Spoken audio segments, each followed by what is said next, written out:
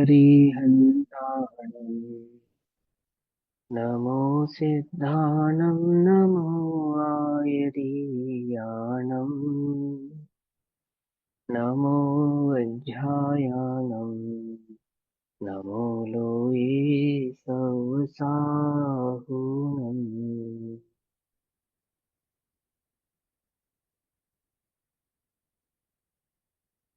ओंकारं बिन्दुसंयुक्तं नित्यं ध्यायन्ति योगिनः कामदं मोक्षदं चैव ओंकाराय नमो नमः। मङ्गलं भगवान् वीरो मङ्गलं गौतमो गणी मङ्गलं कुन्दकुन्दार्द्यो जैनधर्मोऽस्तु मङ्गलम्। सर्वमङ्गलमाङ्गल्यं सर्वकल्याणकारकं प्रधानां सर्वधर्माणां जैनं जयतु शासनम्।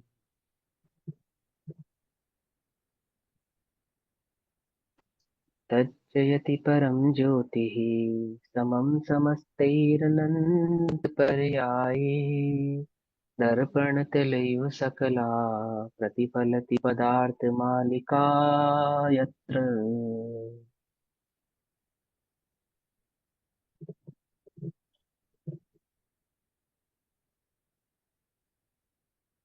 हमारी रात्रिकालीन कक्षा का विषय चल रहा है यदि पुरुषार्थ सिद्धि उपाय। आचार्य अमरचंद्र देव द्वारा रचित पुरुषार्थ सिद्धि उपाय श्रावकाचार धर्म की मुख्यता से कहा गया ग्रंथ है।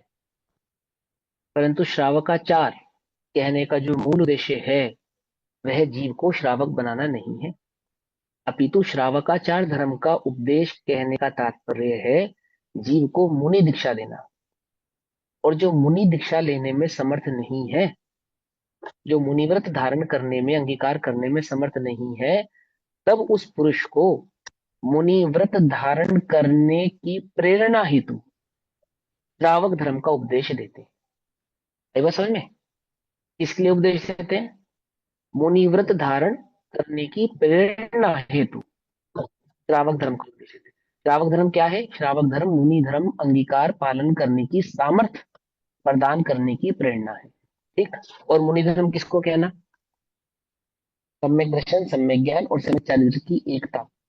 सम्यक दर्शन, सम्यक ज्ञान, सम्यक चारित्र भाव की एकता का नाम क्या है? मुनि धर्म है। अर्थात जो सम्यक दर्शन प्रकट किया, आत्मानुभव प्रकट किया, मैं आत्मा हूँ, मैं चैतन्य स्वरूपी आत्मा हूँ, चैतन्य ज्ञायक भाव हूँ, ऐसे अपने चैतन्य ज्ञायक दर्शन स्वरूप भगवान आत्मा का अनुभव करके उसमें जो स्थिरता प्रकट होती है, उसका जो श्रद्धान होता है, वह वास्तविक रत्नत्रय है। ठीक। सम्यक दर्शन के बिना मुनि धर्म नहीं, आत्मानुभूति के बिना मुनि धर्म नहीं, आत्मानुभूति के बिना श्रावक धर्म भी नहीं। उपदेश किसको दे रहे हैं? मुनि बनने का उपदेश किसको दे रहे हैं? जिसने उस सम्यक दर्शन को ग्रहण किया है, जिसने उस वस्तु स्वरूप को समझा है, अंगीकार किया है। ऐसे वस्तु स्वरूप को समझने वाले, अंगीकार करने वाले, आत्मा का अनुभव करने वाले उस हलुकर्मी जीव को मुनि बनने का उपदेश तो सर्वप्रथम करते हैं। जिसको सम्यक दर्शन प्रकट नहीं हुआ उसकी बात नहीं है। श्लोक नंबर 15 में क्या कह दिया? जिसको संसार के कर्म रूपी कर्म संसार का जो कारण था, ऐसे अज्ञान भाव का अभाव करके जिसने आत्मा आत्म अपने रूप जानने का नाम ही अप- अर्थात अब उसका मूल जो विनाश करना वह सम्यक दर्शन है। जो संसार को आत्मभूत रख करके कर्म जनित पर्याय में जो अपनत भाव धारण कर रहा था, उस अपनत भाव का त्याग पहले कराया। संसार के कारण को, बीज को पहले अभाव कराया। क्या था संसार का? कि वो जो प्रभाव में निज भाव को धारण कर रहा था, अहम भाव को धारण कर रखे बैठा था, उसका पहले अभाव किया। और उसका अभाव करके क्या किया? उसको सम्यक दर्शन की प्राप्ति करे। और कर्म जब पर्यायों से भिन्न शुद्ध चैतन्य स्वरूप का यथार्थतया जानना, तो उसका वह सम्यक ज्ञान प्रकट हुआ। और कर्म जनित पर्यायों से उदासीन होकर स्वरूप में अकम स्थित रहना, सो सम्यक चारित्र। सबसे पहले तो दर्शन ज्ञान चारित्र की प्रेरणा करी, सम्यक दर्शन ज्ञान चारित्र को उपजावन का मार्ग बतलाया। और उस सम्यक दर्शन को प्रकट करने के पश्चात पश्चात उसको किसका? 16वें नंबर के स्वरूप में मुनि धर्म का स्वरूप समझाया। 16वें नंबर के श्लोक में गाथा कहो, श्लोक कहो, कारिका कहो, एक ही बात है, ठीक है ना। कभी मैं गाथा भी कह सकता हूँ, कभी मैं श्लोक भी कह सकता हूँ, कभी मेरे मुंह से कारिका भी निकल सकता है, कभी कलश भी निकल सकता है, एक अर्धवाची है ये, ठीक है ना। तो क्या कहते हैं वहां भैया, उसने यहाँ पे उसको, हाँ यहाँ पे जो मुनि व्रत को अंगीकार करने की बात कही है, इसका मतलब यहाँ पे एक अपेक्षा से ये भी कह सकते हैं हम कि चारित्र की अपेक्षा से प्रकट करने की, स्थिरता प्रकट करने की बात कह रहे हैं, ये भी कह सकते हैं हम इसमें या हाँ, नहीं? वो तो दर्शन दर्शन ज्ञान प्रकट करने के बाद चारित्र की स्थिरता की तो बात ही है। जो श्रावक धर्म और जो मुनि धर्म है, जिसकी ये जो चारित्र की मुख्यता से कहा गया है, जो श्रावकाचार है, आचार है ना, आचार, तो आचार अर्थात आचरण। तो आचरण किसको कहना, आचार माने आम का आचार, नींबू का आचार नहीं, आचार माने आचरण। तो आचरण किसका आचरण, आत्मा का चरण। कहाँ है आत्मा के चरण, कहाँ है आत्मा का चरण है, स्थिरता प्रकट करने। समझे? चरण माने, चरण माने पाँव नहीं, चरण, चरण के आगे एक, एक मिनट, एक भैया आत्मा में चर्या करना। आत्मा में चर्या करना, आत्मा में चर्या करना। सर की आवाज ब्रेक हो रही है, मुझे ही हो रही है, सबको हो रही है? करे भैया, करे, करे। एकदम परफेक्ट रहा आपसे को। तो वह आचरण, चरण कहने का तात्पर्य क्या है, पैर। तो पांव या पैर नहीं होता चरण का, चरण का मतलब क्या है, चारित्र। और आचरण, बड़ा आकार तो होता है सर्व ओर से, सर्वव्यापी। तो आत्मा का जो सर्वव्यापी आचरण है वो क्या है, चारित्र क्या है, आचरण माने स्थिरता, उपयोग की स्थिरता, ठीक है ना। आत्मा का अपने उपयोग का जो स्वसन्मुख स्वभाव में स्थिरता है, वो आत्मा की वास्तविक वास्तविक आचरण है आत्मा। तो उपदेश तो क्या दिया है कि तुम सर्वथा इस आत्म स्वरूप का ध्यान करो, और तुम सर्वथा इस आत्म स्वरूप को ही ध्याओ। ये है पहला उपदेश। तो पहले तो ये बताया कि तू संसार में दुखी किस लिए है, फिर बताया इस दुख से छूटने का उपाय क्या है, वह उपाय बताने के बाद क्या कहा, उस चैतन्य भाव स्वरूप को जानकर, उपाय बतलाया ना, सब में ज्ञान कराया, सब में दर्शन प्रकट कराया। अब तुम सदैव इसमें आचरण करो, अर्थात सदैव इसमें स्थिर रहो। उपदेश तो यह है। पहला उपदेश क्या है, जो तुम्हें सुखी होने नक्षत्र का प्रकट कर। मार्ग बतलाया है, जो सुखी होने का मार्ग तुमको प्रकट हुआ है, इस मार्ग में तुम अपने को स्थिर कर लो। बस खत्म बात। बाहर क्यों जाते हो, उपयोग क्यों भटकाते हो, यहाँ वहां क्यों भटकते हो। मुनि धर्म बनने होने का वास्तविक स्वरूप क्या है, मुनि धर्म अंगीकार करने का वास्तविक स्वरूप 28 मूल गुणों का पालन और 22 परिशों का सहना नहीं है। ये तो उपचार से कहते हैं, समझाने की अपेक्षा से कहते हैं, उल्टा नहीं ग्रहण करना। बिना 28 मूल गुणों के, बिना 22 परिचय के, बिना पंच महाव्रत के मुनि धर्म नहीं होता। परंतु 28 मूल गुणों के साथ, 22 परिचय के साथ और पंच महाव्रत को मुनि धर्म नहीं कहते। पकड़ में ही बात नहीं, पकड़ में किसको कहते हैं, मुनि धर्म किसको कहते हैं, है ना। कि वास्तविक मुनि धर्म तो कहते हैं स्वरूपाचरण चारित्र को। स्वरूपाचरण चारित्र, वो जो स्वरूपाचरण चारित्र है, स्वरूप में आचरण स्थिरता का जो चारित्र प्रकट हुआ है, स्थिर भाव प्रकट हुआ है, उस स्थिर भाव के साथ जो आपो आप ही पाप की वृत्ति छूट गई है, संयोगों की दृष्टि छूट गई है, पंच महाव्रत बना अंगीकार हुआ है, 22 परिचय सहज ही पलते हैं, 28 मूल गुणों का पालन सहज ही होता है, वहां उसको उपचार से क्या कहते हैं, मुनि पना, मुनि धर्म कहते हैं। ठीक है, सहचर है दोनों, सहचर, सहचर का मतलब क्या होता है, साथ रहने वाला। होगा ही होगा, ऐसा नहीं है कि छठा सातवां गुण स्थान होगा तो 28 मूल गुण नहीं होंगे, नियम से होंगे, परंतु मात्र 28 मूल गुण होंगे, उसको मुनि धर्म नहीं कहा। पहले तो रत्नात्रय का पालन बता दिया, आत्म स्वरूप को जानकर, वह स्वरूप की जो स्थिरता है, आत्मानुभव है, वो वास्तविक रत्नत्रय है। और वो स्वरूप की स्थिरता तुम्हें प्रकट हो, ऐसा 16वें नंबर के कलश में या गाथा में आचार्य देव ने हमको प्रेरणा दी। अब कि हम मुनि व्रत धारण करने में समर्थ नहीं है, हम, अभी तो हमने समय दर्शन भी प्रकट नहीं किया। परंतु आचार्य देव कह रहे हैं जिन्होंने समय दर्शन प्रकट कर लिया है, रत्न की जिन्हें प्राप्ति हो गई है, उन्हें उन्हें उन्हें इसका मुनि व्रत अंगीकार करने का उपदेश देते हैं सर्वप्रथम। यही उपदेश की रीति है, यही उपदेश की नीति है, ठीक है ना। फिर तो 17वें नंबर के कलश में कहते हैं उपदेश देने का क्रम बतलाते हैं। क्रम बतलाते हैं अर्थात जब वो मुनि व्रत का अंगीकार करने का पहला 16वें नंबर पे उनको आपको कहा ना, उपदेश दिया कि मुनि व्रत धारण करो, तो अब 17वें नंबर पे कहेंगे कि जो मुनि व्रत धारण करने में समझ नहीं है तो श्रावक धर्म का पालन करो। पापाचार प्रवृत्ति तो अच्छी बात नहीं, अनाचरण प्रवृत्ति तो अच्छी बात नहीं, मिथ्या दृष्टि की जैसी स्वच्छंद प्रवृत्ति तो कोई भली बात नहीं है, क्योंकि मोक्षार्थी मुमुक्षु जीव की ऐसी वृत्ति ऐसी प्रवृत्ति होती नहीं है। ये बात तो पक्की है कि वह सम्यक दर्शन की मुख्यता फर्स्ट है। जब जब आप अभी आगे पढ़ेंगे ना, 21 नंबर की श्लोक के अंदर आएगी ये बात। 21 नंबर का श्लोक है ना, 21 नंबर श्लोक में वह कहेंगे मोक्ष मार्ग तो वो जो रत्नत्रय को अंगीकार करने की बात कही है वह सम्यक दर्शन तो फर्स्ट है। आइए ना 21 नंबर का श्लोक, यहाँ पे लिखा ना, इन तीनों में प्रथम समस्त प्रकार सावधानी पूर्वक यत्न से सम्यक दर्शन को भले प्रकार अंगीकार करना चाहिए। मिला? देखा? 21 नंबर का श्लोक पेज नंबर 52 पे, 52 पेज नंबर। हाँ सर मिल गई। सम्यक दर्शन तो, हाँ सम्यक दर्शन तो पहले है।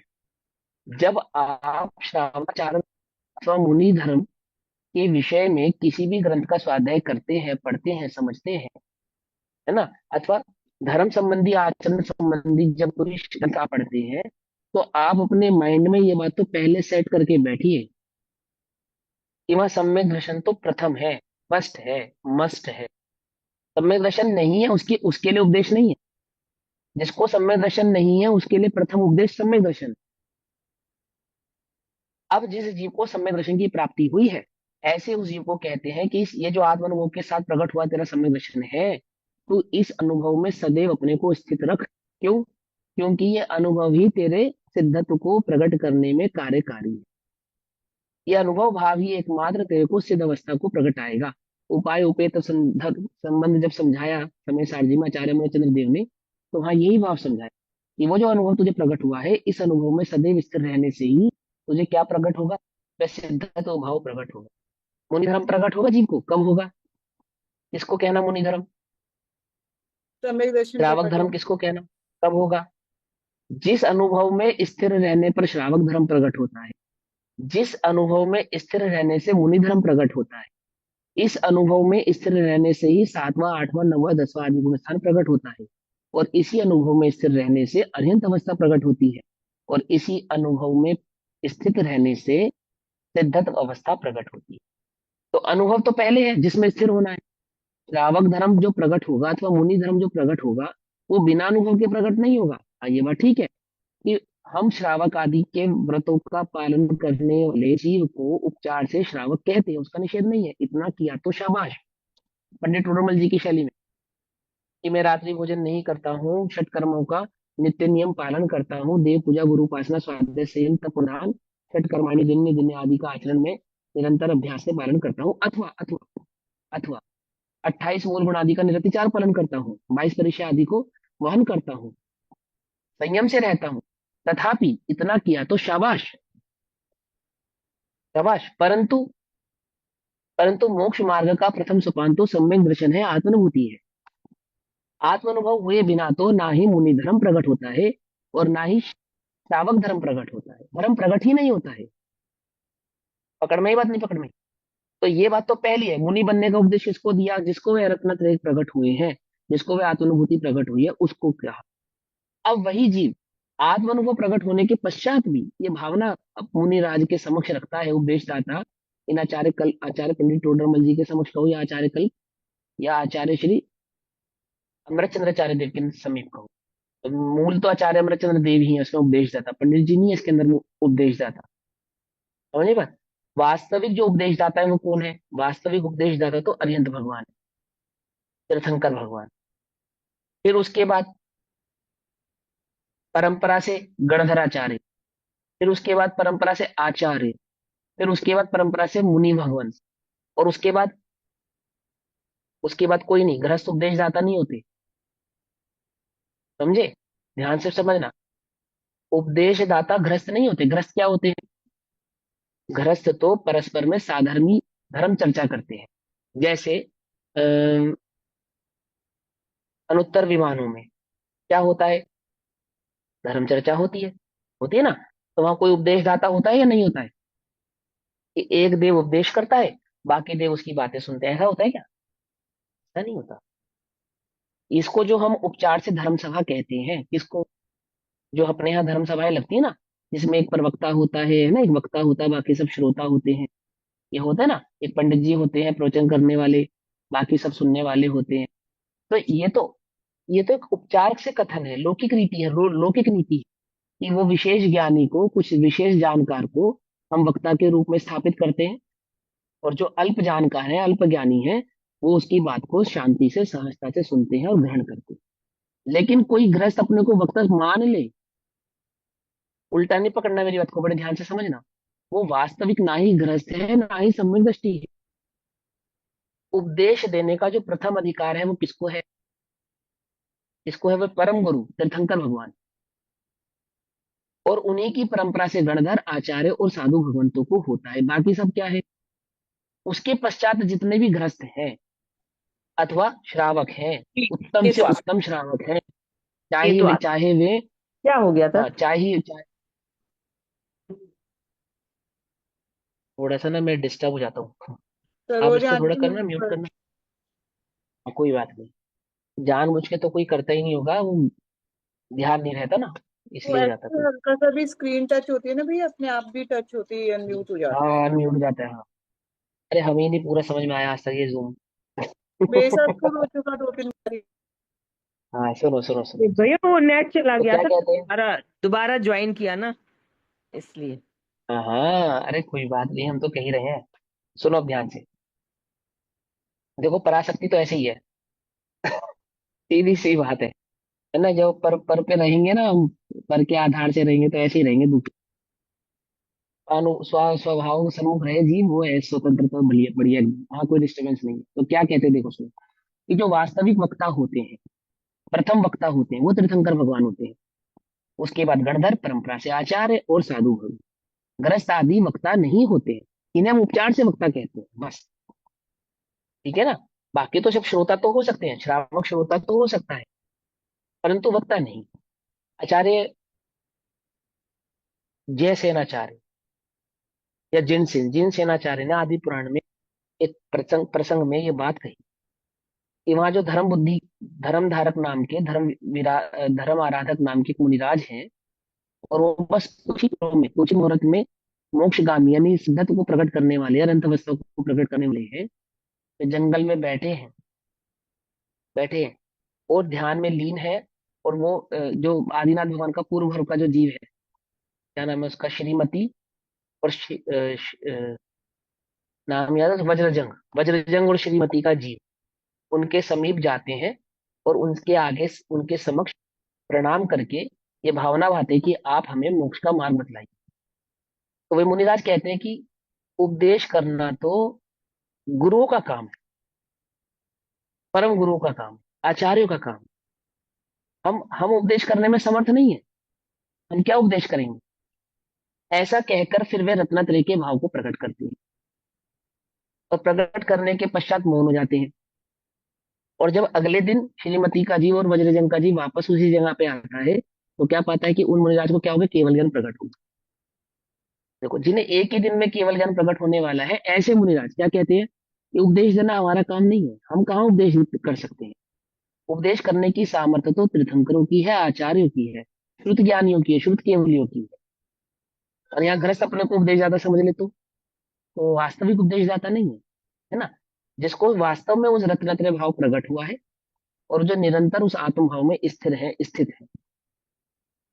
तो वो क्या उपदेश करते हैं? वे सर्वप्रथम तो यही उपदेश करते हैं कि हे भव्य जी, तुझे सदैव इस आत्मा की भावना प्रकट हो, अर्थात तू सदैव इस अनुभव को ही ग्रहण कर। बिना आत्म अनुभव को ग्रहण किए तो मोक्ष मार्ग प्रकट होता नहीं।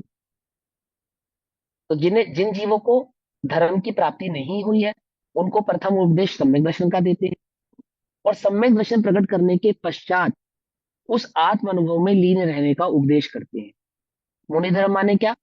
मुनि धर्म माने उस आत्मा के अनुभव में निरंतर लीन रहने का प्रयास, और कुछ काम नहीं, दूसरा कोई काम नहीं। ज्ञान ध्यान सिवा नहीं, दूजा कोई काज है, है ना। नगन दिगंबर धारी ऐसे मुनि राज हैं, ज्ञान ध्यान सिवा नहीं दूजा कोई काज है। मैं ऐसे श्री मुनि की शरण में आ गया, मैं महापुण्य उदय से जिन धर्म पा गया, है ना। तो क्या कहते हैं कि जिनका एक ही काम है बस, ज्ञान ध्यान ज्ञान ध्यान। ज्ञान ध्यान अर्थात वह आत्मानुभव आत्मानुभव आत्मानुभव, और कुछ नहीं, और कुछ नहीं। यही करो तुम, दूसरा कोई काम मत करो। जो निरंतर आत्मानुभव के लीन में रहते हैं, अभ्यास करते हैं, सदैव उस आत्मा को ध्याते हैं, उनके 28 मूल गुण भी होते हैं, उनके 22 परिचय भी होते हैं, उनके पंच महाव्रत भी होते हैं 3 गुप्ती भी होती है, परंतु वे उसे धर्म मानते नहीं हैं। क्या कहा? निरतिचार होते हैं, दोष लगने पर प्रायश्चित लेते हैं, परंतु वे उसे धर्म मानते नहीं। ऐसी कुछ विलक्षण चर्या होती है मुनिराजों की, संसार से विपरीत। कुछ बात समझ में आई या नहीं आई? बोलो भैया। तुम जिसे धर्म नहीं मानते, किसे धर्म नहीं मानते बोलो। तुम पूजा करने को धर्म मानते हो या नहीं मानते? नहीं मानते, वेरी गुड, बहुत बढ़िया। और किसी दिन तुम्हारी जिन पूजा छूट जाए, तो उस दिन तुम्हें लगता है कि तुमसे दोष हुआ। क्योंकि हम तो धर्म नहीं मानते ना उसको। जिन मंदिर, जिन पूजा, जिन अभिषेक, स्वाध्याय, इसको तो हम धर्म नहीं मानते भैया। और जिस दिन छूट जाए, कदाचित देव दर्शन छूट जावे, जिन पूजा छूट जावे, जिन भक्ति छूट जावे, अभिषेक छूट जावे, अथवा स्वाध्याय छूट जावे, तो क्या तुम्हें लगता है कि तुमसे दोष हुआ? अरे आमे कहा है कासु, आमे धर्म नहीं है। मगर इसमें तो कोई दोष धर्म है है ही नहीं। ऐसा नहीं, भैया दोष है ऐसा नहीं लगता है, मगर अच्छा नहीं लगता है क्योंकि वो करते हैं तभी अच्छा लगता है। वो तो दोष करता नहीं तो बुद्धि के कारण है, दोष की बात करो। नियम का पालन नहीं हुआ वो इसलिए करता तो खराब बुद्धि के लगता कारण। है। नहीं तो वही तो बता रहा हूँ, वो तो करता तो बुद्धि है कि अच्छा नहीं लगा। वो तो वास्तव में कहते तो हैं हम उसमें धर्म नहीं मानते, वास्तव में तो उसमें धर्म मानते हैं। सच्ची बात तो ये है, लेकिन मैं कुछ और कहना चाहता हूँ, उसे कुछ और बतलाना चाहता हूँ कि वो जो देव पूजा, जिन अभिषेक, जिन मंदिर पर आदि उसको स्वाध्याय आदि में आचरण तो हम धर्म मानते नहीं हैं ना मानते। सर, उसे वो आचरण तो है ना, आचरण तो मानते हैं उसे। तो सुनो सुनो, समझो समझो, पहले पहले बात समझो, है ना। फिर आपके प्रश्न को भी सुनेंगे, उसका उत्तर भी देंगे, और वो जो मूल बात है वो रह जाएगी नहीं, तो है ना। तो हम तदग्रस्त मुमुक्षु जी, सीना ठोक के कहते हैं ना मुमुक्षु, गुरुदेव श्री के अनुयायी, हम पुण्य में धर्म नहीं मानते। बहुत बढ़िया, बहुत अच्छी बात है। आचार्य का ऐसा ही कथन है, हम पुण्य में धर्म नहीं मानते। तो देव दर्शन, देव पूजा, गुरु उपासना, स्वाध्याय, संयम, तपोदान हम करते हैं या नहीं करते? ही करते हैं। और कदाचित छूट जाए तो क्या हमें लगता है कि दोष हुआ? कि हम तो उसमें धर्म नहीं मानते, तो दोष कैसा? परंतु वे मुनिराज जो 28 मूल गुण आदि का निरतिचार पालन करते हैं, 22 परिचय आदि को सहते हैं, और पंच महाव्रत आदि का पालन करते हैं, और कदाचित, कदाचित, भूल से, कदाचित, वैसे तो कोई अतिचार लगाते नहीं है, भूल से भी उनको अतिचार लगते नहीं है, कदाचित कोई सूक्ष्म अतिचार भी उनको लग जावे, तो इसका प्रायश्चित लेते हैं। इस बात का प्रायश्चित देते हैं, उसको तो धर्म नहीं मानते। वे सच्चे आत्मज्ञानी पुरुष, वे सच्चे आत्मानुभवी पुरुष, सच्चे मोक्ष मार्ग की ख्याता वे मुनिराजों की कुछ अद्भुत ही, कुछ विलक्षण ही, क्या है, संसार से कुछ विपरीत ही चर्या है, आचरण है। उनका संसार से कुछ विपरीत ही स्वरूप। कुछ बात समझ में आती है नहीं आती है? वे ज्ञानी 28 मूल गुण आदि को धर्म नहीं मानते, दोष लगने पर क्या करते हैं? प्रायश्चित लेते हैं। और ये सदग्रस्त, अपने को सदग्रस्त कहने वाला ये जीव, उन्हीं की वाणी को पढ़ता है, पुण्य में धर्म नहीं मानता है, और देव पूजा, गुरु उपासना, स्वाध्याय, संयम, तपोदान आदि श्रावकों के व्रतों में दोष लग जाने पर भी उनमें प्रायश्चित लेने का भाव धारण नहीं करता। क्यों? इसमें तो धर्म ही नहीं है। वस्तु स्वरूप समझ में आया तुम्हें या नहीं समझ में आया? अभी समझ में नहीं आया, इसलिए सर्वप्रथम सोपान सम्यक दर्शन पहले। क्योंकि बिना त्यागवाद से वस्तु स्वरूप को सिद्ध किए, बिना आत्मानुभव को प्रकट किए, वह धर्म प्रकट होता नहीं है। ये बात समझ में आती नहीं है। तो पहला उपदेश मुनि बनने, कदाचित जो मुनि बनने में समर्थ नहीं है, तब उसको क्या कहते हैं?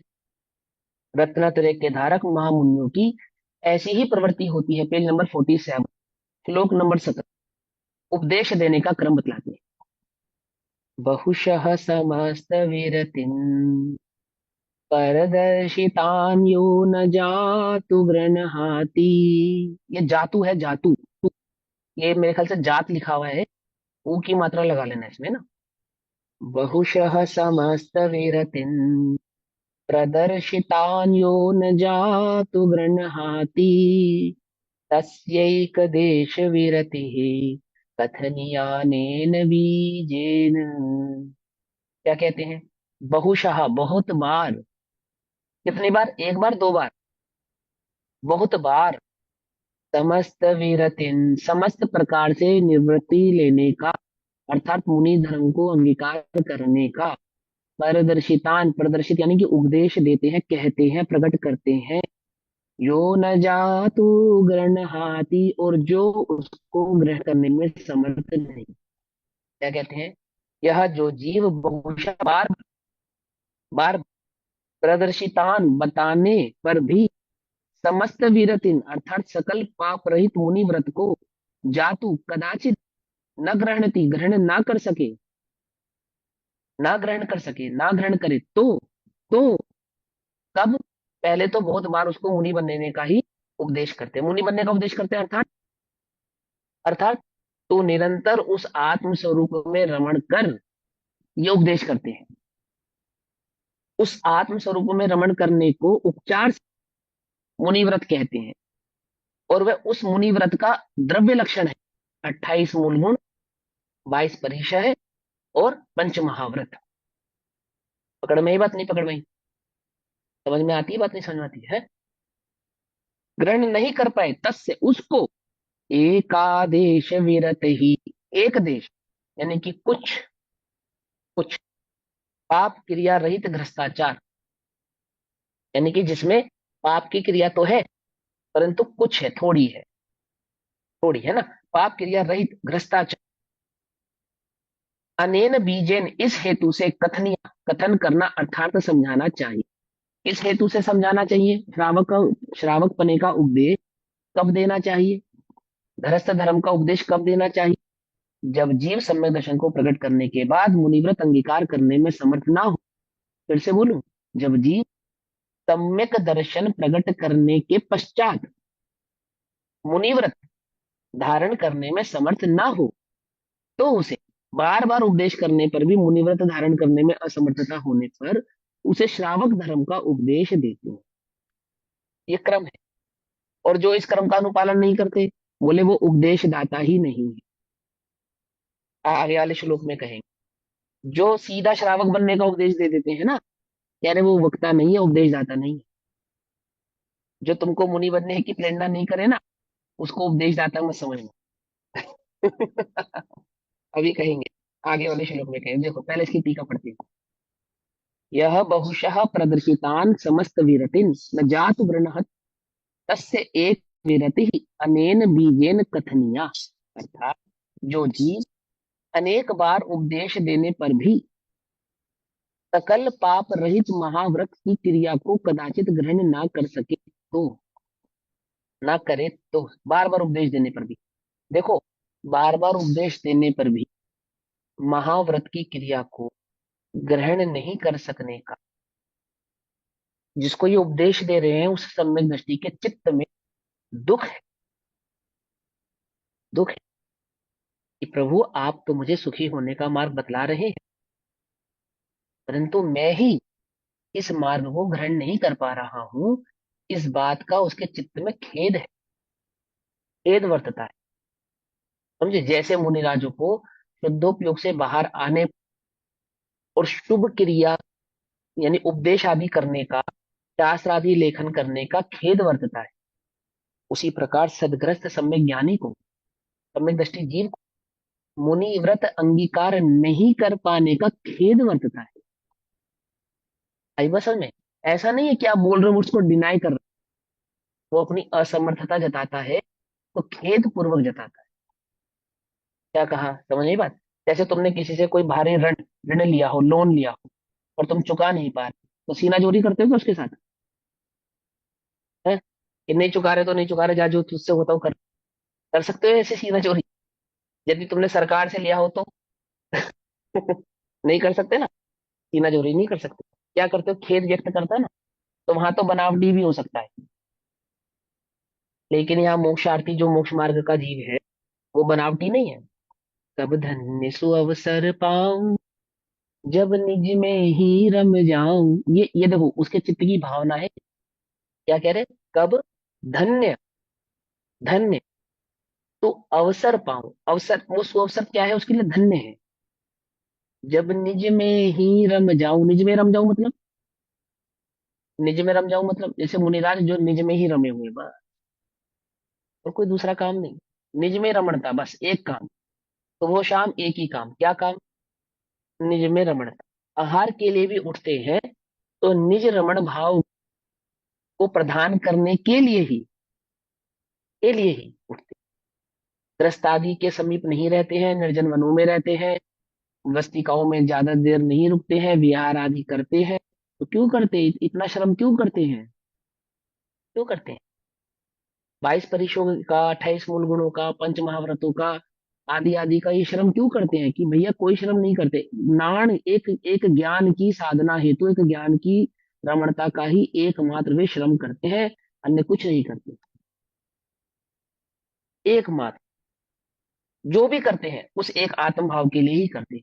ज्ञान लिंग ही वास्तविक लिंग है जिन, ज्ञान माने आत्मा, ज्ञान ही आत्मा है, आत्मा ही ज्ञान है। करतादिक भेद मिटाऊं, रागादिक दूर भगाऊं, कर दूर रागादिक निरंतर, आत्म को निर्मल करूं। क्या दूर करके, क्या दूर करके, निर्मल कैसे करना है आत्मा को?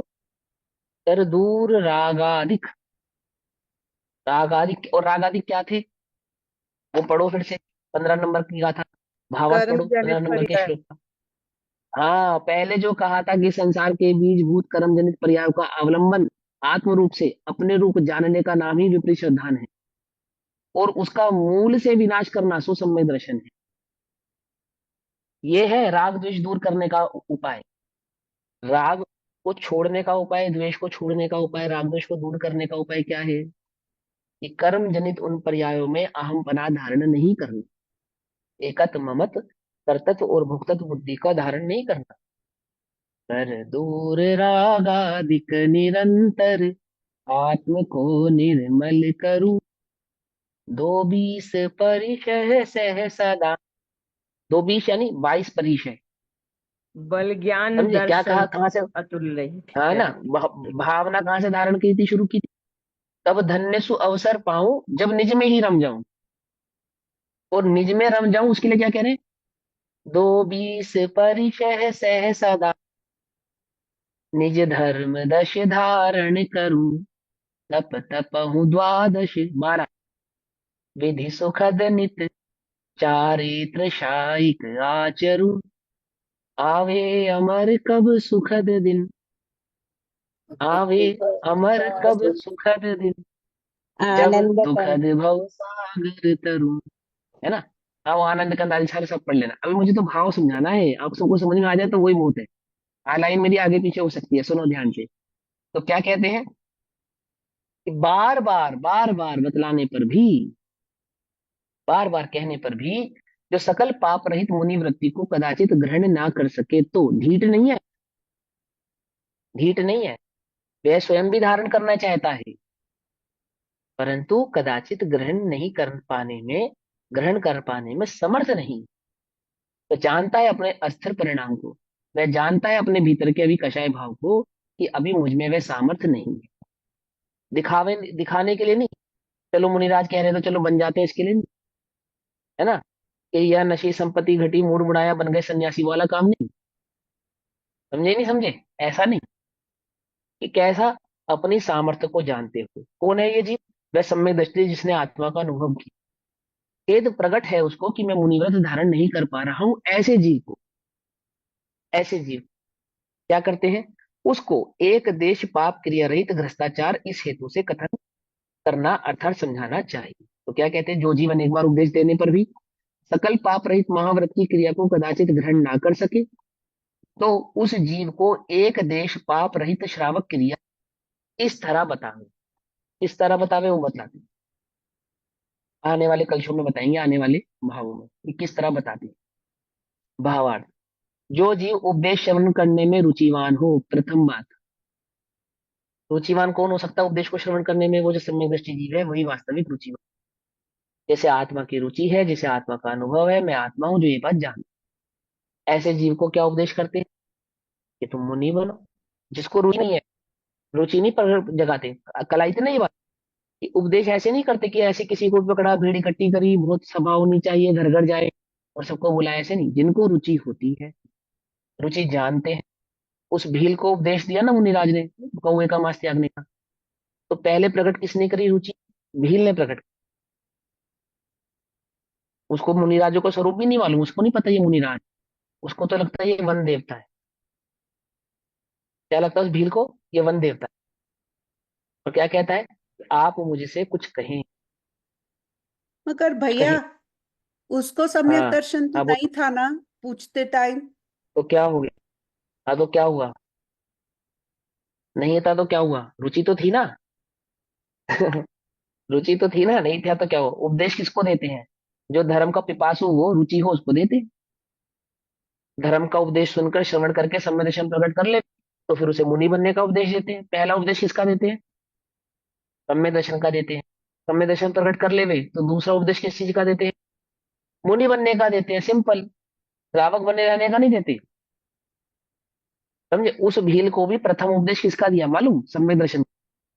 मुनि बनने का, सकल संयम धारण करने का। जब सकल संयम धारण करने में असमर्थता जितलाई तो कुछ नियम धारण करने का, श्रावक के व्रत पालन करने का। जब श्रावक के व्रत को, धर्म को समझने में, सफल करने में, प्रकट करने में असमर्थता जितलाई, तब उसको किसी एक प्रकार के मांस का त्याग करने का उपदेश दिया। ऐसा नहीं सीधा एक प्रकार के मांस का त्याग का उपदेश दिया, ऐसा नहीं। पकड़ में पहला उपदेश सम्यक दर्शन। समझे? पहला उपदेश। और दूसरा उपदेश जो सम्यक दर्शन तुमने प्रकट किया, इसमें रमण करो निरंतर, अर्थात मुनि धर्म। असमर्थ है करने में प्रभु, तो श्रावक धर्म। श्रावक धर्म कह रहा था मजबूरी है। क्या कहा? किसकी? मुनिराजों की या श्रावक की? श्रावक की। क्या समझे? दोनों की। मुनिराजों को श्रावक धर्म कहना पड़े, ये मुनिराज की मजबूरी। मजबूरी इन सेंस की हम तो चाहते तो मुनि धर्म धारण कर, तो वो उनकी मजबूरी है कि तुझे श्रावक धर्म को उपदेश देना पड़ रहा है। देना नहीं चाहते, हम तो चाहते तो मुनि बन। तू नहीं कर पा रहा है तो तुझे एक देश का, मुनिराज कोई तुझे पाप क्रिया करने की छूट थोड़ी देंगे। तो भी तुझे श्रावक धर्म को प्रकट करने का उपदेश दे रहे हैं, यानी कि किंचित पाप की तो अनुमोदना हो गई ना उसमें गर्भित। और श्रावक की क्या मजबूरी है? क्योंकि वो सच्चा श्रावक है, हल्लुकर्मी है, सम्यक दृष्टि है, और मुनि पना ग्रहण करने में असमर्थता है। असमर्थ हूं मैं प्रभु, मैं प्रकट नहीं कर पा, मैं मजबूर हूं, मैं चाहता हूं ग्रहण करना, मुनि व्रत पालन करना, परंतु मेरे भीतर की कमजोरी के कारण मैं प्रकट नहीं कर पा। तो वो उसकी मजबूरी है श्रावक की, तो फिर उसको श्रावक धर्म का उपदेश। हाँ जी, अब बोलो, प्रश्न क्या है आप? भैया मुनि कुछ भी नहीं चाहेंगे ना, उनको अपना ही है, तो फिर यहाँ नहीं नहीं, ऐसे मुनि क्यों? कुछ नहीं चाहने पर भी, कुछ नहीं चाहने पर भी धर्म की पिपासु जीव को धर्म मार्ग में लगे, इस ये प्रकार की इच्छा तो हो सकती है ना, धर्म उपदेश तो हो सकता है ना उनको, तो भाव है उसको। बिल्कुल सही बात है, वितराग परिणति नहीं चाहे। लेकिन जब कुछ चाहते भी हैं तो क्या चाहते हैं? इस संसार के समस्त जीव उस आत्म भाव को प्रकट करके उस आत्म भाव में रमण करे, बस इतनी सी वो भावना है। चाहे ना माने, वहां पे इच्छा वाली वो वाली चाहना नहीं है जो मिथ्या दृष्टि को है। वो साधर्मी के प्रति, हलुकर्मी जीव के प्रति एक सहज विकल्प, सहज परिणाम है। ठीक ऐसा। तो क्या कहते हैं? जो जीव उपदेश श्रवण करने में रुचिवान हो, उसे प्रथम ही बार बार मुनि धर्म का उपदेश देना चाहिए। देना चाहिए, ये सहज ही देते हैं मुनिराज। ठीक है ना? और यदि वह जीव मुनिपद अंगीकार ना करे, ना करे मतलब ढीठ है वो, ऐसा नहीं। मैं ये रिपीट क्यों कर रहा हूं? ये अपने मन में बैठा कर रखो। तुम ये मत सोचो कि हम समर्थ नहीं है ना इसलिए धारण धारण नहीं करते, हम मुनि अभी नहीं बन रहे, अभी समझ। अरे इस बात का खेद होना चाहिए, हम मुनि नहीं बन पा रहे हैं, इस बात का मुमुक्षु जीव के चित्त में खेद है। ढीठ नहीं है वो। पकड़ में ही बात ऐसा। उपदेश देना चाहिए, और यदि जीव मुनिपद अंगीकार न करे तो बाद में उसे श्रावक धर्म का उपदेश देना योग्य है। श्रावक धर्म के उपदेश की रीति बताती, उसी रीति के से उपदेश देना चाहिए। श्रावक धर्म के उपदेश देने की रीति बतला रहे हैं। रीति क्या है? श्रावक धर्म का जो उपदेश करते हैं तो क्यों करते हैं, किस भाव से करते हैं? जो इस अनुक्रम को छोड़कर उपदेश देता है उस उपदेशदाता की निंदा करते हैं। जो इस क्रम को उपदेश देता है, इस क्रम को तोड़कर, किस क्रम को? जो क्रम अभी बतलाएंगे 18वें नंबर के श्लोक में। जो इस क्रम को तोड़कर, तोड़ता है, जो लाइन को तोड़ता है, क्या है वो? दंडनीय है, दंड है उसको। जिसने नियम को तोड़ा, क्या है उसको? उसको दंड मिले। लोक में भी नियम तोड़ने वाले को दंड मिलता नहीं मिलता? लौकिक लौकिक नियम तोड़ने का, है ना? तो वस्तु व्यवस्था में जो वस्तु स्वरूप है उसका तो नियम तोड़ने का किसी को अधिकार नहीं है, तोड़ भी नहीं सकता। पहली बात। दूसरी बात, उस वस्तु स्वरूप के प्रतिपादन का जो नियम है, क्या कहा? बात समझ में आती है, नहीं समझ में आती है? तभी समझ लो इस बात को ध्यान से, उपयोग 1 मिनट के लिए स्थिर करो। पहली बात क्या? कि जो वस्तु व्यवस्था है, जो वस्तु का स्वरूप है, उसके नियम का उल्लंघन करने में कोई समर्थ नहीं है, कर भी नहीं सकता, चाहे तो नहीं कर सकता। पहली, उस वस्तु स्वरूप को जानने के बाद उस वस्तु स्वरूप को कहने का अनुक्रम, जो नियम है, उस वस्तु स्वभाव को कहने का, प्रतिपादन करने का जो नियम है, उस प्रतिपादन के नियम का जो उल्लंघन करता है, क्या कहते हैं? वह दंड का अधिकारी है, उसको दंड दिया जाता है। ऐसा क्या क्रम है वो? तो क्रम बतलाते हैं। क्रम नंबर, श्लोक नंबर 18 में, यो यति धर्म कथयन नुपदिशति ग्रस्त धर्मल्पमति तस्य भगवत प्रवचने प्रदर्शितम निग्रह स्थानम। क्या कहते हैं? यो यति धर्म कथन, इस प्रकार जो मुनि धर्म का कथन, मुनि धर्म है ना, मुनि धर्म, यति माने मुनि। यो यति धर्म कथयन नुपदिशति घ्रस्त धर्म अल्पमति, उस अल्पमति को मुनि धर्म का सर्वप्रथम उपदेश देकर, नहीं, उस अल्पमति सर्वप्रथम तो क्या कहा? मुनि धर्म का उपदेश देकर फिर गृहस्थ धर्म का उपदेश देते हैं। और जो इस नियम का उल्लंघन करता है, ऐसा अल्पमति, ठीक, तस्य भगवत प्रवचने प्रदर्शितम निग्रह स्थानम, वह क्या है? दंड का अधिकारी है। भगवत प्रवचन में वह दंड का अधिकारी है। भगवान के द्वारा बतलाए गए वस्तु स्वरूप के प्रतिपादन का वह क्या है? दंडनीय अधिकारी है। इस श्लोक से एक बात और सिद्ध होती है। क्या क्या सिद्ध होती है? कि उपदेश देना तो मुनिराजों का काम है, क्योंकि मुनिराज ही मुनि बनने की प्रेरणा कर सकते हैं। क्या कहा? समझ में बात? नहीं समझ में? हम क्या कर रहे हैं? ये उपदेश नहीं कर रहे हैं, हम तो साधर्मी है, धर्म चर्चा कर रहे हैं सब में। बस पढ़ रहे हैं। हमारे आचार्यों ने, हमारे भगवंतों ने हमसे क्या कहा है, वो एक कहते हैं ना इसको ग्रुप स्टडी। स्कूल में होती है ना ग्रुप स्टडी, होती है ना, वहाँ टीचर नहीं होता है लेकिन ग्रुप स्टडी तो होती है ना। हम लोग क्या कर रहे हैं? हमारी ग्रुप स्टडी है बस। हम कोई गुरु नहीं, हम कोई उपदेशदाता नहीं, हम कोई वक्ता भी नहीं, वक्ता भी नहीं है भी नहीं। वास्तविक वक्ता तो वे पंच परम पद में स्थित परमेष्टि ही है। सिद्ध भगवान को तो मैं उपचार से कह रहा हूँ, वे परम पद में स्थित परमेष्टि जन ही है वास्तविक वक्ता, अन्य कोई नहीं है। अन्य सब तो रूढ़ी रूढ़ी में वक्ता कहे जाते हैं। बस एक आदर है, सम्मान है, सो भी किसका? वक्ता का नहीं, वक्ता के कंठ में विराजमान उस जिनवाणी। क्या कहा? जो आदर है, जो सम्मान है, तो भी उस व्यक्ति का नहीं है। जब हमने पंच परमेष्टियों के नमस्कार में व्यक्ति को नमस्कार नहीं, बोलो किसको नमस्कार किया? गुणों को नमस्कार किया ना। नमो ओरियंताणम कहा, नमो सिद्धाणम कहा, नमो आयर्याणम कहा, गुणों को नमस्कार किया। तो व्यक्तिवाद को तो नमस्कार हमारे यहाँ वैसे भी नहीं करते। समझे नहीं समझे? किसको नमस्कार किया? गुणों को नमस्कार किया। और लौकिक जनों में भी, लोक में जिसको हम वक्ता कह रहे हैं अथवा उसका आदर सम्मान करते हैं, सो भी क्यों करते हैं? क्योंकि उसके कंठ में विराजमान जो जिन वचन है, उस जिन वचन का हम आदर करते हैं। समझ में बात? समझ में नहीं आई है? हम किस पत्थर का आदर करते हैं? पत्थर का आदर करते हैं या नहीं करते? जिसमें क्या जिनेन्द्र कहा? भगवान की प्रतिमा। और पृथ्वी कायिक करके उसमें जो जीव है ना, जीव उस जीव भाव की पहचान करके उसकी हिंसा ना हो भैया आदर करते हैं हमारे निमित्त से। खाली जिनेन्द्र प्रतिमानी पकड़ में ही बात नहीं, पकड़ में सारी बातों को समझ। हम जल ग्रहण करते हैं, हाँ करते हैं। पानी छानते हैं, हाँ छानते हैं। क्यों छानते हैं? आदर करते हैं किसका? पानी। शोध कर भोजन जीव करते हैं, का किसका आदर करते हैं? भोजन का आदर जीवों करते हैं। तो भोजन का जीव आदर करने माने किसका आदर करना? हाँ।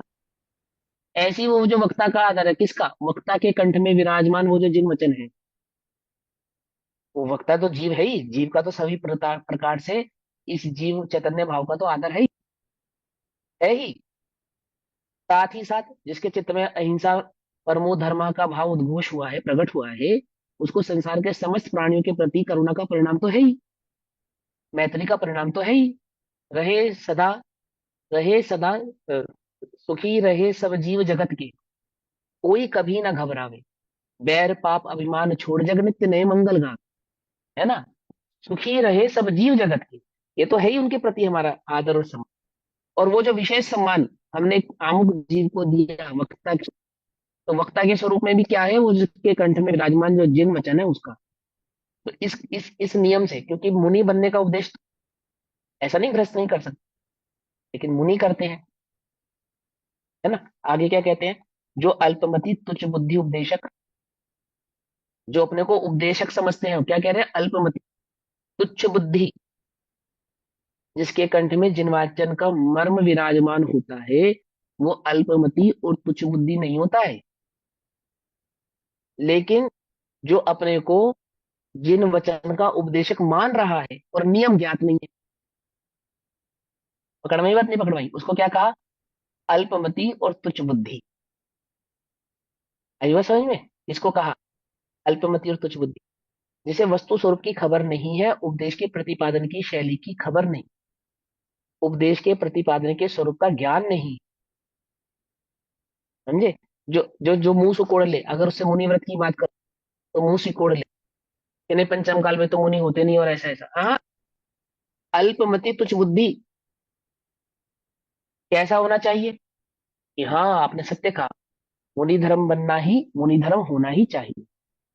उसका आदर करें, उसको स्वीकार करें, और साथ में मैं प्रकट नहीं कर सकता हूं ऐसी असमर्थता को जतलावे। वो है वास्तव जिन मर्म को जानने वाला, जिन धर्म का प्रेमी। जो सीधा उसका नकार दे, सीधा उसको डिनाई कर दे, और ऐसा है और वैसा है उसके ऊपर कुतर्क करे, उसको नहीं। उसको तो अल्पमति कह रहे हैं यहाँ पे, तुच्छ बुद्धि कह रहे हैं। बात समझ में आ रही है नहीं आ रही है? समझ में आती है? प्रथम उपदेश तो सम्यक दर्शन का, उसके पश्चात मुनि धर्म का। और जो मुनि धर्म के उपदेश को तो कर दे गौण, और उपदेश करने की बात पर भी उसको क्या कर दे? डिनाय, इग्नोर, गौण, कुछ भी कहो। उसको क्या कहते हैं? तुच्छ बुद्धि उपदेशक। जो अल्पमति, कम बुद्धि वाला,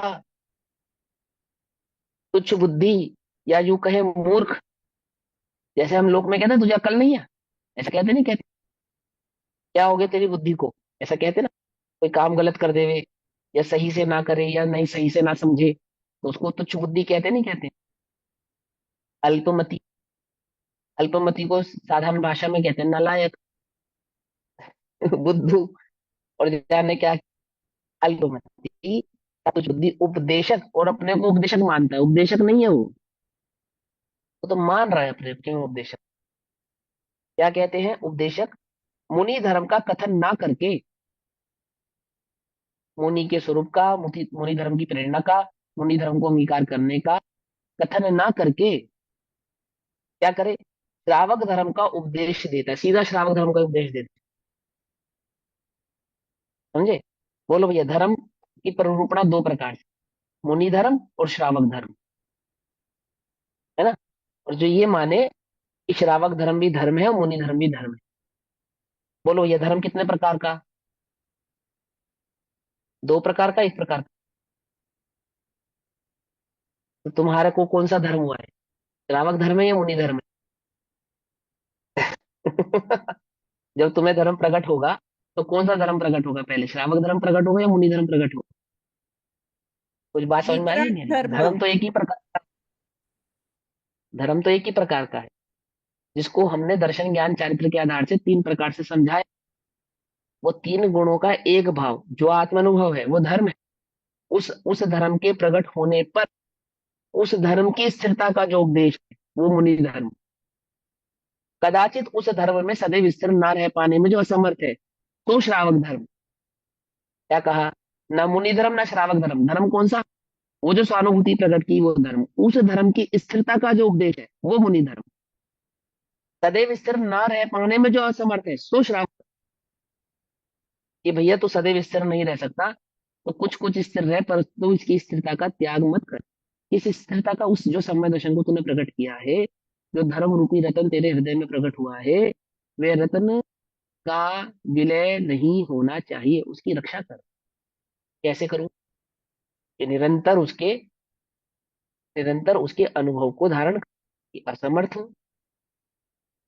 तो वह रतन तेरे से खो ना जा, उसका हम तुझे कुछ उपदेश करते हैं सुश्रावक धर्म। परंतु जो इस कर्म को तोड़ता है, जानता नहीं है और सीधा श्रावक धर्म का उपदेश करता है, उपदेश देता है, उस उपदेशक को भगवत प्रवचने, भगवान के सिद्धांत में क्या कहा है? निगृहस्थानम, दंड देने का स्थान बतलाया है। दंडित करने का स्थान बतलाया है। वो तो दंड प्राप्त करने योग्य है। प्रभु मैं तो धर्म का ही उपदेश कर रहा था, मुझे किस बात का दंड? कि तूने उपदेश के क्रम को तोड़ा है। और ज्ञानी तो उपदेश के क्रम को तोड़ते नहीं है। उपदेश के क्रम को तोड़ने वाला कौन है? अज्ञानी ही है। अल्प ज्ञानी, ज्ञानी तो ऐसा, तुच्छ बुद्धि। अज्ञानी तो ऐसा नहीं है, तुच्छ बुद्धि। अज्ञानी है वो, सीधी सीधी सी बात। माने उसको क्षेपशम ज्ञान तो प्रकट हुआ है, परंतु उसको वास्तविक मर्म प्रकट हुआ नहीं। अभी उसको वास्तविक बात ज्ञात हुई नहीं। भैया यह तो फिर अल्पमति। एक क्वेश्चन है भैया। हाँ बोलो बोलो। फिर यू नो श्रीमद राजचंद्र जो है वो भी उपदेश देते थे कि नहीं देते थे? उनका जो कहना था वो उपदेश है, उनका लिखना था वो उपदेश है कि नहीं है? किसी भी सदगृहस्थ का, जैसे चाहे पंडित टोडरमल जी हैं, पूज्य गुरुदेव श्री हैं, है ना, अथवा श्रीमद रायचंद जी हैं, तो इनको उपचार से उपदेशक कह रहे हैं। उपचार से मैंने बताया, चार से उनका उपदेशक, हाँ उपचार से, व्यवहार से उपदेशक। तो उपदेश कर रहे हैं, क्या भाव है? वो जो उनके कंठ में विराजमान जिन वचन है, उस निर्दोष जिन वचन का निर्दोष प्रतिपादन करने के कारण हम लोक में व्यवहार से उनको उपदेशक कहते हैं। उसमें कोई बुराई नहीं, आपत्ति नहीं है। रूढ़िवादी है ना वो, तो रूढ़िवाद के कारण कहते हैं उसको, वो लौकिक न्याय है।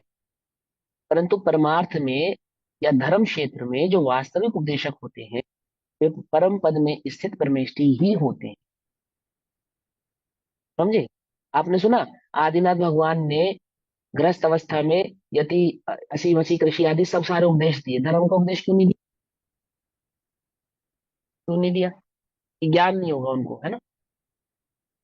तो उनको सम्यक धर्म का, दृष्टि ही रत्नत्रय के होना मार्ग चाहिए का। अगर तीर्थंकर हुए तो। पहले आप बात तो पूरी सुनो ना। आप बात पूरी नहीं सुनते हो, समस्या ये है। आगे आगे चलते हो बहुत, और उसके कारण आप अपने प्रश्न को भी नहीं समझ पाते, और आपको नेक्स्ट प्रश्न खड़ा हो जाता है। अगर पहले प्रश्न के उत्तर को अच्छे से सुन लो तो हो सकता है अगला प्रश्न ना खड़ा हो सकता, फिर भी खड़ा होगा, हम उत्तर देंगे आप। हमारा काम है वो। उत्तर देना मेरा काम नहीं है, ये उपचार से कथन है। हाँ। ठीक है ना। यदि मेरे को ये भ्रम हो जाए कि मैं उत्तर देता हूँ तो गया काम, सारा काम चौपट हो जाएगा फिर तो। यदि ये भ्रम मुझे हो गया, वाणी का तो करता हूं ही नहीं। क्या कहा? और आपकी शंका का समाधान कर सकूं ऐसा भी सामर्थ्य मुझ में नहीं है। किसमें है ये सामर्थ्य? तो जिन वचन में ही है। वो जिन वचन को जो हम कुछ कुछ समझ पाए हैं, कुछ, उसका कुछ भाव आपके सामने रखते हैं बस। वास्तविक शंका का समाधान कब होता है? संवेदन प्रकट होता है तब होता है। और उस अज्ञानी जीव की शंका का समाधान करने की जो सामर्थ्य है वो तो एकमात्र जिन वचन में ही है और किसी में नहीं, है ना। फिर भी तो क्या कह रहे थे कि भगवान आदिनाथ ने अपने राज्य काल में, राज्यावस्था थी ना, तो असी मसी कृषि आदि सारा उपदेश किया। तो उन्होंने वहां पर जिन वचन का, जिन धर्म का, रत्नत्रय के मार्ग का उपदेश क्यों नहीं किया? क्या उन्हें रत्नत्रय के मार्ग की खबर नहीं थी? ये प्रश्न है। खबर नहीं थी क्या उनको? जन्म से चार ज्ञान के धारी, तीन ज्ञान के धारी तो जन्म से, और द्वादशांग के पाठी, द्वादशांग के पाठी। और आपको पता है कि वो जो लोक में असी मसी कृषि आदि की जो व्यवस्था है, वो कैसे स्थापित करते, पता है ये बात? ये ज्ञान उनको कैसे होता कि वो अवधि ज्ञान द्वारा जो क्या विदेश क्षेत्र है, उस विदेश क्षेत्र में जो व्यवस्था है, कर्म भूमि में जो व्यवस्था है, उस व्यवस्था को अपने अवधि ज्ञान से जानकर जानकर फिर यहाँ इस लोक में जीवों को उस व्यवस्था का प्रतिपादन करते। दूसरी बात, वहां विदेश क्षेत्र में तीर्थंकर भी हैं, तो तीर्थंकर का उपदेश आदि भी होता हो। तो रेखा जी आपके प्रश्न लेंगे आपको, पहले बात पूरी होने। फिर क्या होता है वहां पे कि भाई यह तीर्थंकर तो किसी अन्य तीर्थंकर का अनुसरण नहीं करते आदि, तो भी वो जन्म से क्या होते हैं? द्वादशांग के पाठी होते हैं, जन्म से ही। द्वादशांग का जो ज्ञान है वो तीर्थंकरों को जन्म से होता है। ऐसा होने पर भी क्या नहीं किया उन्होंने? धर्म का उपदेश नहीं दिया। क्यों? वास्तविक उपदेशक तो तीर्थंकर भगवान है, वास्तविक उपदेशक तो वे मुनिराज हैं। बाकी सबको तो हम सिर्फ उपचार से ही उपदेशक कहते हैं। फिर वे श्रीमद रायचंद जी हो, चाहे फिर वे गुरुदेव श्री हो, चाहे वे पंडित टोडरमल जी हो, पंडित बनारसी दास जी हो, अन्य अन्य ज्ञानी हुए हो, है ना, कोई भी हो, वे उपदेशक नहीं। उपचार से उपदेशक, उसका भी निषेध नहीं है। क्यों है उपचार से उपदेशक? क्योंकि वे परंपरा से प्राप्त जिन वचन को ही कहते हैं, अपने मन से कुछ कहते नहीं, अन्यथा भाषण कुछ करते नहीं।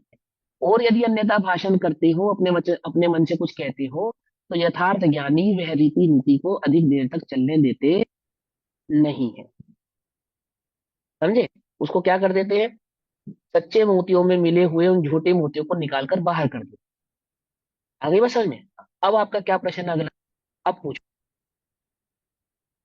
ये बोल रही थी कि विदेश क्षेत्र में तो मतलब 24 तीर्थंकर, वो 20 तीर्थंकर विराजमान रहते हैं, पर उपदेश तो हाँ, आदिनाथ स्वामी ने यहाँ भरत क्षेत्र में दिया था, मतलब दिया उन्होंने। हाँ, तो आप बोल रहे हाँ। थे कि विदेश क्षेत्र से देते हैं, मतलब क्या?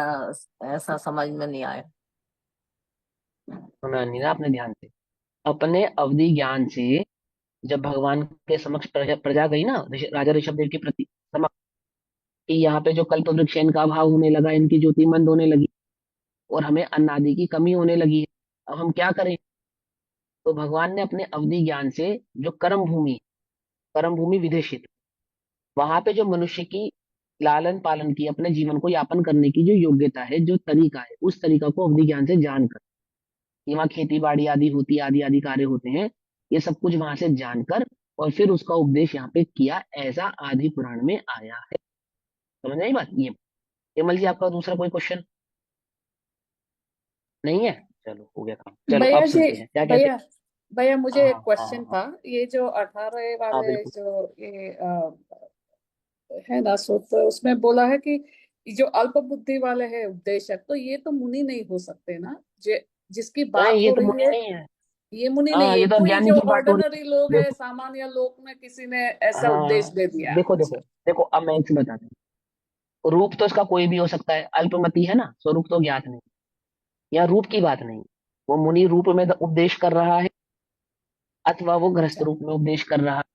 बात उसकी बुद्धि की चल रही है, बात उसके रूप की नहीं चल रही है। अच्छा। अच्छा। वो उपदेश करने वाले का जो ज्ञान है, वो उपदेश करने वाले की जो बुद्धि है, वो उपदेश करने वाले की जो समझ है, चाहे वो कोई भी है, किसी भी रूप में बैठा अच्छा। है, अच्छा। वह यदि क्रम का भंग करता है, तो क्या कहा उसको? भगवान के सिद्धांत में वो दंड का स्थान दंड बतलाया है। का। जो उपदेशक पहले यतीश्वर यानी कि मुनि मुनि के धर्म का तो उपदेश ना सुनाए, अर्थात मुनि के गुण, मुनि का स्वरूप, मुनि का भाव, मुनि का आचरण, और उसको ग्रहण करने का भाव प्रकट ना, अपितु प्रथम ही श्रावक धर्म का व्याख्यान करे। तो उस उपदेशक को जिन मत में प्रायश्चित रूप दंड का पात्र कहा। समझे ये बात? ठीक? उनके समक्ष ऐसे उपदेशक होंगे जो सीधा मुनि धर्म की जगह श्रावक धर्म के ही गुण गाते होंगे। तो उन्होंने ये बात कही कि भैया ये तो जिन धर्म में दंड का पात्र है, ऐसा तो होता नहीं है। उपदेशक को दंड देने का कारण कहते हैं, उस उपदेशक को दंड देने का कारण कहते हैं, किस रीजन से उसको वो दंड का अपराधी। तो वे रीजन 19 नंबर के श्लोक में आचार्य देव हमसे कहेंगे। तो 19 नंबर का श्लोक अभी तो समय हुआ, हम कल पढ़ेंगे। कल तो अपनी कक्षा नहीं है, नेक्स्ट कोशिश करेंगे संडे को कक्षा रखने की, मैं आपको ग्रुप पे बता दूंगा। तब तक के लिए सभी को जय जिनेन्द्र, ओम नमः सिद्धेश्वर। जय जिनेन्द्र देव की सभी को, सभी से निज उत्तम निधि सलाह। निज में बताई यह अनंत पुराण, उसके लिए जिनवाणी माँ को वंदना। नमो